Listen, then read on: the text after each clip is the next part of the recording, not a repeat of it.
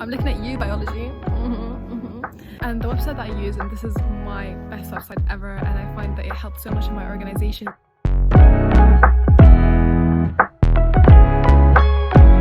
Hello guys, welcome back to my channel. I'm Ella or Lulu, and in this video I'm going to introduce you to my top tips for starting sixth form on the right foot and not ending up 2 weeks before the exam cramming, being burnt out and being too exhausted to study, because trust me, that's not fun.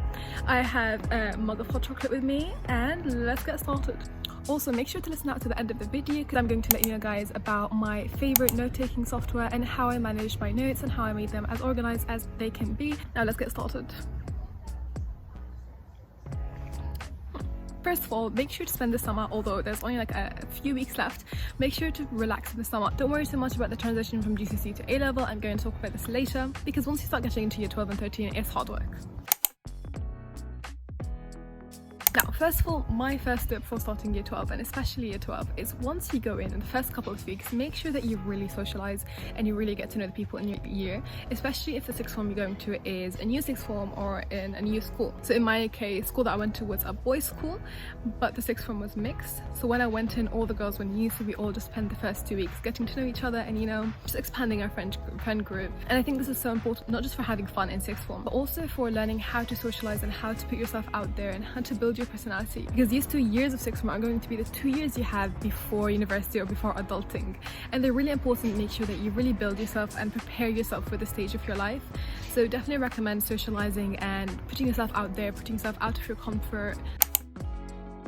Now for my second tip, and this kind of correlates to the one before, but even though I said socialize from the beginning and make sure to spend a few weeks socializing, it's also so important to start studying once you start A-levels. You know, once you start them, you want to start organizing yourself, you want to set study schedules and start making notes and getting prepped for A-level, because the only way you can start or continue well is by starting good. So it's so important to start making notes from the start of year 12, from the first lesson. Sit down and start making notes, start preparing, and make sure that you're always on top of your homework and your coursework and any revising that you do outside of school hours. Now my third tip also correlates to this one, which is a freeze. So A-levels is a bit new because in GCSE or in high school we didn't really have any freeze. It was just lesson after lesson after lesson, lunch and then lesson.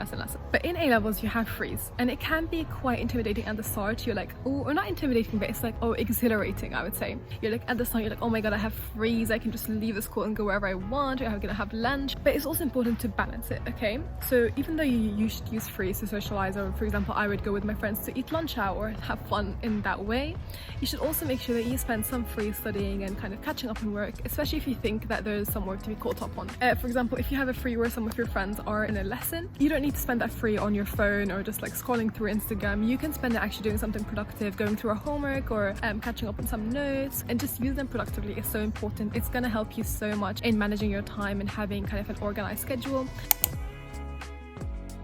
Now my fourth tip links to the idea of studying from the start, but it's so important to spend your lessons and actually concentrate on what the teacher is saying and actually spend your lessons writing notes and focusing. I mean, I had a phase where every time I would go in a lesson I wouldn't really concentrate, I would either just draw or something, and it's just so important to make sure that you use your lessons and actually make notes. Sounds a bit like duh, obviously I do that, but I need to say it because it's so important, and it's one of the best ways that you can make sure that you're caught up. If you spend every lesson sitting down, making notes, listening to what the teacher says, if you actually end up doing that, you would find that you would have nothing to cram. You know, you would have everything written down, everything ready, all your notes are written down. So it's just so important to make sure that you sit in the lesson and write your notes and like actually concentrate what your teacher is saying. Plus teachers can sometimes give very important tips or help you in things that you might be struggling with, especially in literature related subjects, for example English literature or sociology or politics, subjects that you have to actually write essays down. It's so important to have teachers' advice on how to approach writing the essays down.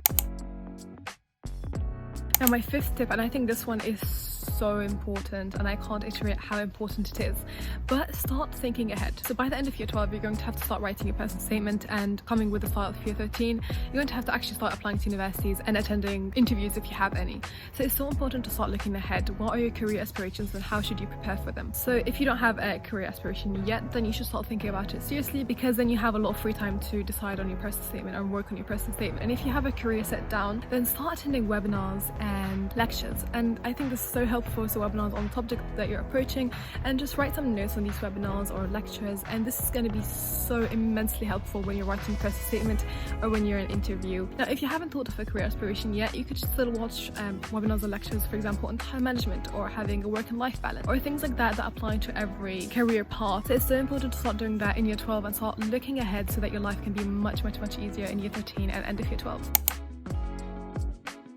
My sixth tip is going to be me talking just about how I approach studying and how I organize myself during A-level. So I mentioned before that you should write notes in lessons. So the way that I approach this is that in lessons I would write kind of the rough notes, notes that just contain some information the teacher said, some information in the textbook, and what tips the teacher had. And then when I come back from school, I would then sit down, have the textbook open beside me and have the rough notes that I took, and then I'd write actually well-structured notes. And the website that I use, and this is my best website ever, and I find that it helped so much in my organization, was Notion. So the way Notion works is that you can have pages within pages, and you can make your page as complex or as organized as you want it to be. So I had, for example, my biology page, I had a table with how well I knew all my subjects and how much practice I did in them, and then in each topic I can press on it and I'd find all my notes in a very well organized manner. And I just found it so helpful in making sure that my notes are really readable and that I'm actually like excited, or not excited, but I'm just not terrorized by the idea of looking at my notes because they're so messy. Because that's what happened to me in GCSE. They were just notebooks upon notebooks of notes, and I was like, how do I find the lesson I want? And then after having these organized notes, so this is during weekdays, I would then usually over the weekend, either on a Saturday or a Sunday, spend 1 to 2 hours reading through these notes. So you want to make sure that you are often just rereading through your notes and making sure that you recap them so you don't really forget them and you actually remember the content. So this is how I studied basically. It's as simple as that really. So as long as you just follow these steps and make sure that weekly you're doing this, and if you miss out on a week, it's okay. You can just make sure that you always are on track. So that's the way that I approach studying, and I find that it helped me so much in year 12 mocks and year 13 mocks in making sure that I'm not as stressed. Now, my final tip for studying would be practice questions. I can't reiterate this enough, but practice questions are so important in A-levels, especially since some subjects can be really tricky with their mark schemes. I'm looking at you, biology. Some subjects can be really tricky, and the only way that you can know how to approach a question, how to answer it, and defeat the mark scheme is by actually doing questions and marking your answers. And also practice questions help in pinpointing the topics that you are weaker at and the topics that you're stronger at, and that way you can know what you need to do or repeat and what you need to focus on. You can start doing practice questions on websites like Physics and Maths Tutor, like Maths Made Easy. I'm going to make another video on in-depth subject studying tips. For example, biology and chemistry and math, these are my subjects, so I'm going to do in-depth videos on them and resources that I found really helpful. But for now, this is just basic stuff like Physics and Maths Tutor, Maths Made Easy, the board's websites, stuff like that is really helpful. And school, I also ask your teachers to give you questions. But yeah, practice questions are so important.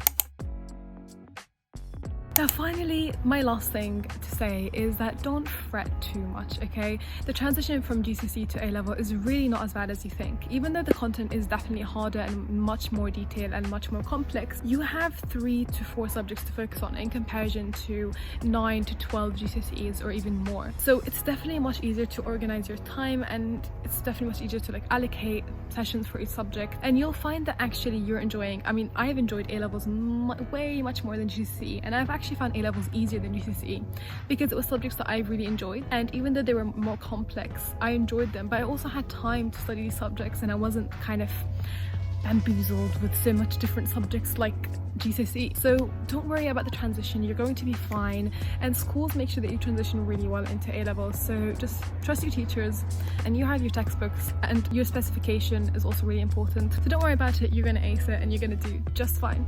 Good luck to you future 6th formers and year 12ers, and I hope you have an amazing day. I just realized I haven't taken a sip from my hot chocolate the whole time I was sitting. It's actually crazy. Yeah, really good. Bye!